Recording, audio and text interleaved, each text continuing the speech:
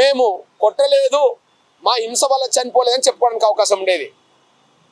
ఇప్పటి వరకు దేశంలో రాష్ట్రంలో జరిగిన లాకప్ డెత్తులు, ఎవరైతే లాకప్ డెత్ గురైనరో వాళ్ళ మీద అంతకుముందే ఫిర్యాదు ఉంటుంది, వాళ్ళ మీద ఎఫ్ఐఆర్ నమోదై ఉంటుంది.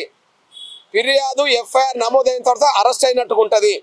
కానీ మేము చిత్రహింసలు పెట్టలేదు కానీ గుండెపోటు వల్లనో ఇంకోటి వల్లనో చనిపోయిందని కాకమ్మ కథలు అల్లేవాళ్ళు.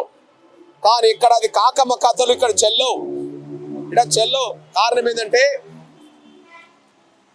పోలీసులు కాకమ్మ కథలు ఉండడానికి సాక్ష్యం చెప్తున్నా.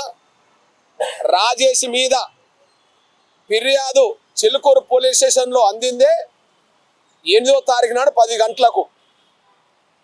8వ తారీఖు నాడు 10 గంటలకు ఫిర్యాదు అందితే ఆయన మీద ఎఫ్ఐఆర్ నమోదైందే 8వ తారీఖు నాడు 10 గంటలకు. ఒక్క నిమిషం, ఒక్క సెకండ్ కూడా తేడా లేకుండా